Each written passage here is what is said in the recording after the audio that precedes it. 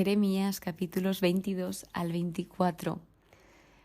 Vamos a hablar sobre el liderazgo y para comenzar, primero debemos de tener claro cuál es ese concepto que es el liderazgo. Y este es la capacidad de influir en las personas para que trabajen hacia un objetivo común. Es una habilidad importante que se puede aplicar en todos los ámbitos de la vida. Además, los líderes son personas que tienen la capacidad de inspirar a los demás a alcanzar su máximo potencial. Pueden motivar a las personas a trabajar duro, tomar decisiones difíciles y superar obstáculos. Los líderes también pueden construir relaciones fuertes y de confianza y crear un ambiente positivo y productivo. Entonces, esto es importante, el liderazgo, y más en este contexto, y creo que en cualquier contexto de nuestra vida. Si tenemos un buen líder, esto nos llevará por un camino, y si tenemos un mal líder, nos llevará por otro. Generalmente, cuando habla aquí de un buen liderazgo, es una persona que te orienta hacia el bien, que te ayuda a lo que decía aquí, a ser más productivo, a alcanzar tus metas, tus objetivos, a mejorar. En cambio, si tienes un mal líder, te puede llevar a desorientarte, te puede llevar a catástrofes como está sucediendo en este contexto, de que lo que sucedía aquí es que los líderes, las personas que llevaban y tenían grandes responsabilidades, no eran personas que sabían tener un buen liderazgo, sino que incluso llegaban a mentir, porque vemos como en un liderazgo es importante ser honesto y decir la verdad. Esto es una cualidad esencial para cualquier líder. Entonces lo que sucedía aquí es que decían mentiras que el pueblo quería oír. Así que claro, el pueblo se relajaba, escuchaba lo que quería oír y luego se llevaban ese bofetón con la realidad. Así que lo importante es decir la verdad y que estos líderes sean capaces de confiar en las personas que llevan. Por ejemplo, un rey puede ser líder de su pueblo, así que un rey debe ser sincero y honesto para que su pueblo confíe en él. Cuando los líderes dicen la verdad, construyen credibilidad y confianza. Por lo tanto, ¿qué estaba sucediendo en estos tiempos? Sucedía que habían muchos falsos profetas, muchos líderes que estaban oprimiendo al pueblo, en específico reyes que oprimían a las personas. Entonces, como Dios es justo, Él les advirtió de que no estaban haciendo las cosas bien e hizo todo lo posible por advertirles, volvérselo a repetir, dándoles millones y millones de oportunidades, pero ellos no hicieron caso, no quisieron escuchar. De hecho, empieza advirtiendo en el capítulo 22 y dando consejos sobre lo que debían hacer. Lo primero, que practicasen el derecho y la justicia. Esto empezaba a ser un llamado a cumplir con sus responsabilidades como reyes o como líderes de una manera piadosa y justa. Esto también son consejos para llevar un buen liderazgo, ir con el derecho y la justicia por delante. Luego, librad al oprimido de manos del opresor.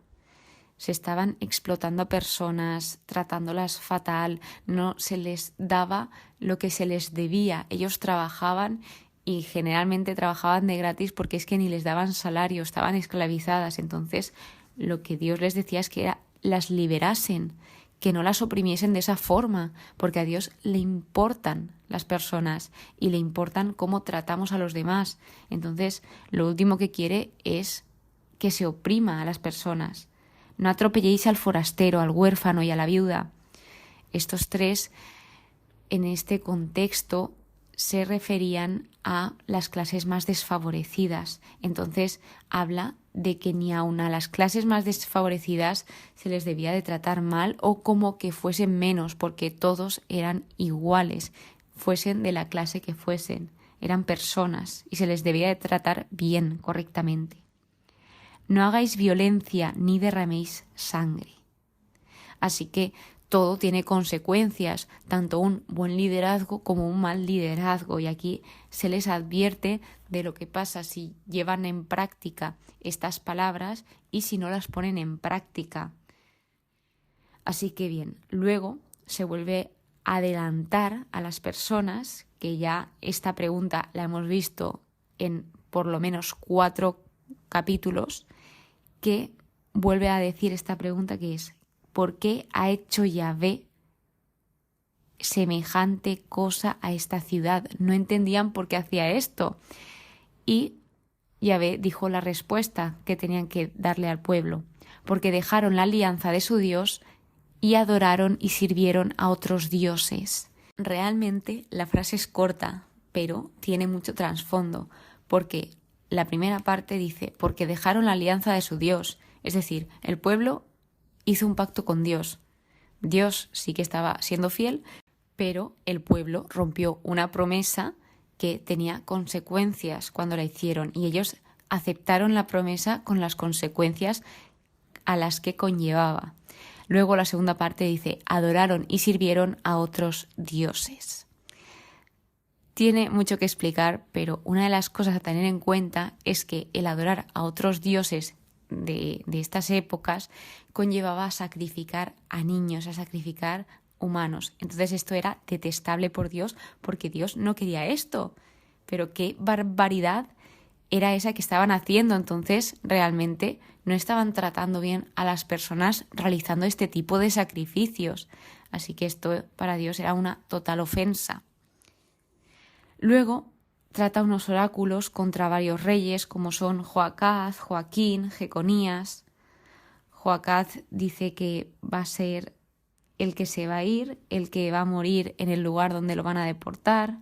Luego de Joaquín dice que fue un rey sin derecho, injusto, que trataba mal al prójimo. Sin embargo, Dios iba a defender y a vengar la causa de esas personas, de esos trabajadores a los que Joaquín oprimió.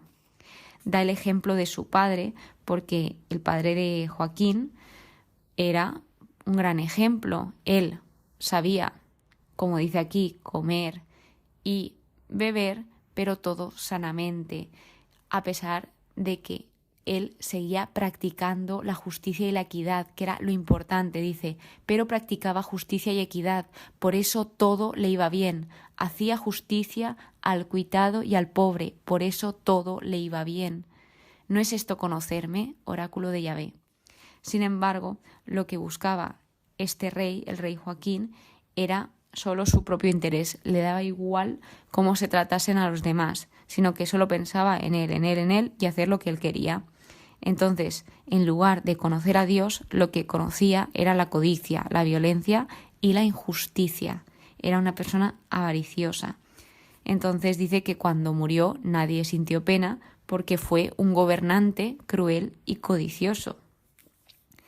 Luego, cuando habla de Jeconías, dice el Señor que él le habló en su prosperidad, pero él no oyó, decidió no escuchar y seguir siendo malvado, cometiendo acciones injustas. Así que todo esto no se iba a quedar como si nada, porque no era algo que se pudiese quedar como si nada, sino que con todo y con todos se ejecutó la justicia. Les dio lo que debían de recibir para aprender, para corregir sus malas conductas. El capítulo 23 habla de unos oráculos mesiánicos, habla del rey del futuro. Entonces primero presenta a los pastores infieles, a esos líderes infieles que dejaban perderse y desparramarse a los demás. Dios les dice que habían dispersado, expulsado y no atendieron a las personas cuando debían de hacerlo. Por eso eran líderes espirituales. De modo que, a pesar de todas las calamidades y barbaridades que pudieron hacer, Dios arregló todo esto. Dijo: yo recogeré, las haré tornar, criarán y se multiplicarán. Se refiere a las ovejas, usa esta metáfora, pero se está refiriendo realmente al pueblo, a su pueblo. Y este es un aspecto del nuevo pacto, de la nueva alianza, cuando vendrá ese rey del futuro, que sí que será justo, será un rey prudente, practicará el derecho y la justicia, estará salvo Judá, vivirá seguro Israel, cuando Dios suscite a David un germen justo, y este será Jesús. Cuando venga Jesús se producirá esta justicia.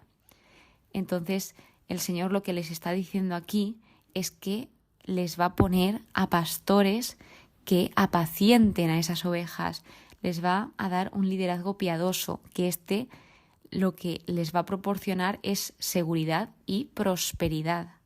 Entonces vamos viendo poco a poco esa importancia que tiene el liderazgo, que si tienes un buen líder, generalmente todo va a ir bien, pero si tienes un líder que solo mira por lo que a él le interesa y no por los demás, esto va a causar daños perjudiciales. De hecho, es lo que nos dice el siguiente fragmento, donde los falsos profetas trajeron muchísimo dolor y fueron los principales responsables de provocar la ruina de la nación. Entonces se empieza dirigiendo a estos. De hecho, empieza diciendo a los profetas, punto. Se me partió el corazón por dentro de ver todo lo que estaban haciendo, de que estaban mintiendo, de que estaban dando falsas seguridades cuando esto no era lo que iba a pasar. Y los falsos profetas perseguían a la verdad porque no les interesaba que se supiese lo que estaba por venir, y tampoco a ellos les apetecía escuchar que fuese a venir un juicio por todas las malas acciones que estaban cometiendo. Entonces dice, los hombres corren al mal, su poder es la injusticia. Tanto el profeta como el sacerdote eran impíos, practicaban la maldad, y esto, el ser impío, es opuesto a la santidad, es opuesto a lo que Dios desea. Así que los profetas propagaron la impiedad por el país y Dios les dice, no escuchéis, que nos puede resultar raro porque generalmente lo que estaba diciendo Dios era escuchad, escuchad, escuchad, pero Dios lo que quiere que escuchemos es la verdad, no la mentira, porque Dios es un Dios de verdad. Así que ellos estaban separados de la verdad y no debían de hacer caso a esa falsa seguridad y a esas falsas profecías y sueños, porque también mentían sobre sueños y visiones que tenían. Entonces Dios constantemente les advertían, ya era decisión del pueblo decidir si les hacían caso o no. Decisión del pueblo si querían discernir si estaban diciendo la verdad o no. Entonces dice aquí que el fracaso o la incapacidad para enfrentar el mal es una señal de un liderazgo malo o corrupto. Esto lo decía en el estudio, no en la Biblia, cuando estaba mirando y observando estos versículos, y me pareció interesante comentarlo con vosotros. Así que habla de la ira de Yahvé, habla de que realmente todo esto trae unas consecuencias y que se realizará ese juicio.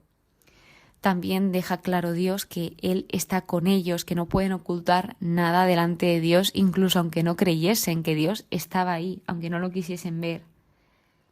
El profeta que tenga un sueño, que cuente un sueño, y el que tenga consigo mi palabra, que transmita mi palabra fielmente. ¿No es mi palabra como fuego, como martillo que golpea la peña? Así va hablando de ese gran poder que tiene la palabra, porque el fuego, entre otras muchas cosas, tiene la capacidad de calentar y consolar, pero también de quemar y causar dolor. Cuando te dicen la verdad, siempre me acuerdo de cuando te haces una herida y te pasan alcohol y duele, pero te está curando esa herida. Y luego del martillo, que tiene el poder de construir o destruir. Así que finalmente en el capítulo 24 habla sobre los 2 cestos de higos, que esto sucedió después de que Nabucodonosor deportara a Jeconías, rey de Judá, a Babilonia. Dios le está hablando a Jeremías y le dice, ¿qué estás viendo, Jeremías? Y ve una cesta de higos muy buenos y otra con higos muy malos. Los primeros se referían a aquellos que habían obedecido y escuchado a la voz del Señor y fueron deportados a Babilonia, no se resistieron a esto, aunque estos estaban siendo atrapados porque generalmente los higos que eran muy buenos eran personas que tal vez no se merecían ese juicio, y los higos muy malos fueron los que no se podían comer, los que rechazaron la voz de Yahvé y siguieron siguiendo a su corazón obstinado.